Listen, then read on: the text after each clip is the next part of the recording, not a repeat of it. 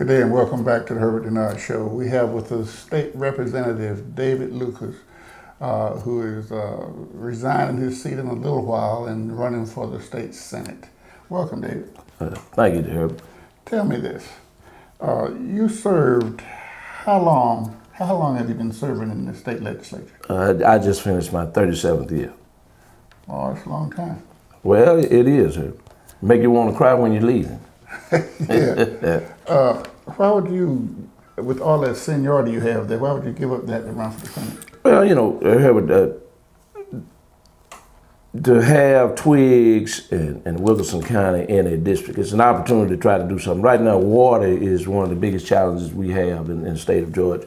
You know, the federal courts say it to Atlanta, you got to find another place to get your water. And you can't be drawing down off Lake Altoona. Well, you know, we also have a lawsuit between the states, Alabama, Florida, and Georgia, and we've not solved that. But water has become a real commodity right now. Twiggs and Wilkerson sits on the second largest aquifer in the world. That's the water aquifer, the largest in Africa. And I think that the opportunities are great to try to bring industry, new industry, in the Middle Georgia area just because they have the water resources. And then the cost of land wouldn't be as high as it is in Atlanta. So I think we have to take advantages of all those kind of opportunities in the Middle Georgia area to try to make sure that we provide jobs for this community. Do you think you could do that better as a state senator? Well, there's no question about it because you represent that area, so you get a chance to deal with those folks who have the water in their counties who can help try to make the deals if necessary to bring industries. I mean, you know, Sports Academy is a pretty large industry, and it's in Jeffersonville, it's in Twiggs. Mm-hmm. Tell us, that's part of it, but anything else you would do if elected to the state senate? Well, there's a lot of things. I mean, you would have to take care of Macon. That's number one. I've been doing that for 37 years. I didn't know you had to go around and brag about what you did. I mean, we could talk about various things. We could talk about just the city and the county alone. I mean, when Representative Billy Randall and myself were elected, there were no elected officials outside of that. We're the ones that changed the city and the county and the water board to reflect this community. Your legislation created the water board with districts. Yeah, my legislation created the city with districts too. Right. Yeah, and the water board. And Representative Randall led the way. He sponsored the bill on the county commission. But we've done a lot of things. I mean, there's changes and stuff, and I understand where people are coming from. But people must understand one thing: I'm running to represent the district. The district belongs to the people in the 26th. And I hope that my experience, as well as the things I've done, you know, when you talk about what have you done, well, let's take DFACs. You know, they were operating out the closet down there. I put in the budget $6.5 million, put that annex on DFACs. Let's talk about the person that. Yeah, I served on the budget subcommittee back in the day, prior to going to a double minority. Mm-hmm. You know, Margie Allman and Martha Blue and them came to me, and I met with the speaker and the other folks, and we put the money in the budget, put bonds in that to build the annex. That was $6.5 million. Talk about the Halls of Fame. That came while I was in the leadership position, the Music Hall of Fame as well as the Sports Hall of Fame. I served on what we call the budget subcommittee then, and that is a group of folks who sit down during the day and during the week and meet with the department heads and the various things to go over the budget, to talk about where the fat is in the budget. Did you lie to us about the money, your budget and stuff? And we pick those things out. But several things. I remember one night, Paul Nagel, who was the executive director of Chamber of Commerce, called me and said that we got a problem, we need your help. And I asked them what it was. And they told me about the Geico situation, that Macon was in competition to bring Geico, an annex of Geico, to Macon, but they were competing against Lakeland, Florida. Well, I just found out about it when he called me on the phone, and I guess it was about 8, 9 o'clock that night.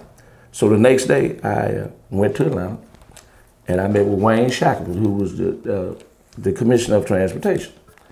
And I got Wayne Shackle degree to do anything, build a tunnel under the road, a bridge over the road, do all the signs, fix the roads out there. And you see part of that going on under construction on now, widening what I want to say, Geico Boulevard. That's what it ought to be named with the number of jobs we have out there. Well, they asked me and I did it. I was asked to do that. Ray Wilkes, when he was sheriff, Ray Wilkes came to me and wanted a crime lab. And we put a crime lab down on the corner of 2nd and Oglethorpe Street when the county gave the land. Since then, we've closed that and we put the crime lab out by the Georgia Forest, the state crime lab now.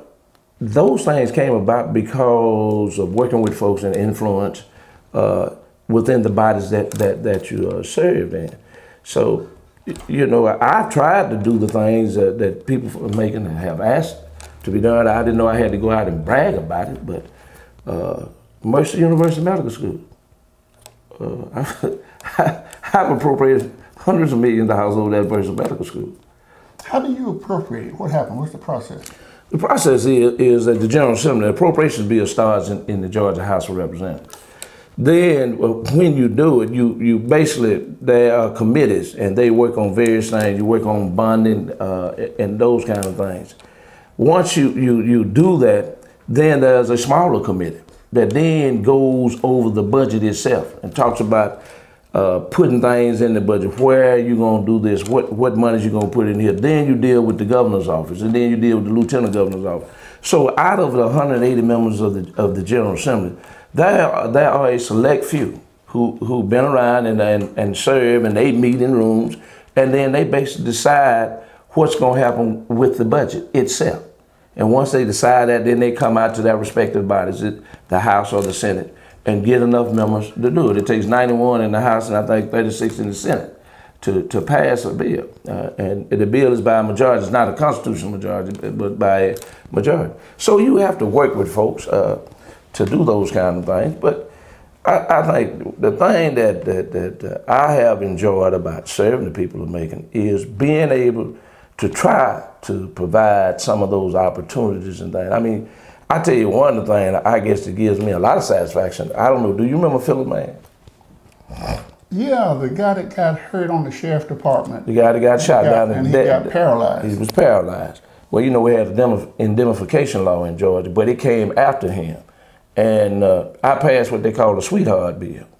And that was to go back and have Philip Mann included in the Georgia indemnification law, which meant that then he got the money just like all the other law enforcement folks who got hurt or were paralyzed.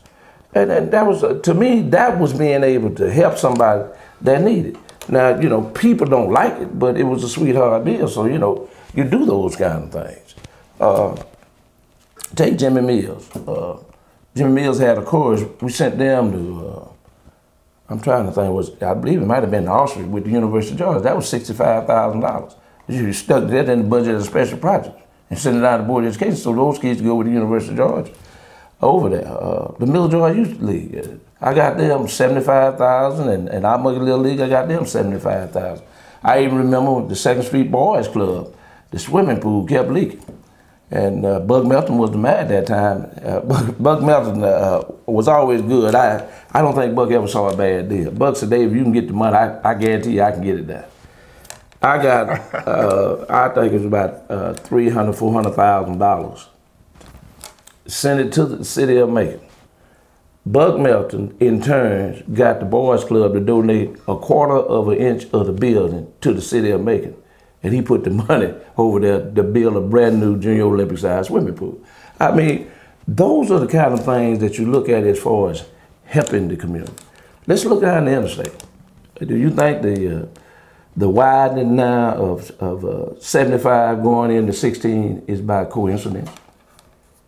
I got that done. I pushed it. We were on the bottom of the list as far as construction projects. Everything was going around over in Atlanta. I talked to Shackelford, who was then the commissioner. I got on it about it. You know, I had a friend, a young lady whose son-in-law got killed at that interchange where the truck hit him and he fell out the car, and then another truck ran over him right there at 1675. And I said something got to be done. It's the worst interchange in the United States. When you see that kind of construction going on, it takes time because you have to get those things put on a project list. And basically, the Department of Transportation determines whether or not it's going to be that important. Let's look at Holly Bridge Road. That doesn't happen overnight. I pushed that. On in Hudson, a group of folks from out in South Macon came and met with me, but he had some other business folks with him. They talked about Sardis Church Road and Harley Bridge Road and being able to get it where they can open that sector out. You know, Sarah Lee is out there now. And now it's going to be opened up going toward between Warner Robins Air Force Base and Macon. Those are the kind of things that you work on. But it's not that I'm the smartest person in the world. That the people out there give you the ideas of bring those kind of things to you, then you work at it. Okay. Tell us something about David Lucas. You've been in the legislature a long time, but a lot of people don't know a lot about you. Well, I mean, your father was in the labor department, wasn't he? My father was a football and basketball coach at Ballard Hudson, and then he left that and took a job with Urban Renewal. Okay. And Urban Renewal, that was at the time when they were redoing the houses, and especially when 75 and 16 were built, and he went straight through Pleasant Hill. And then he left the Urban Renewal and went with the Labor Department.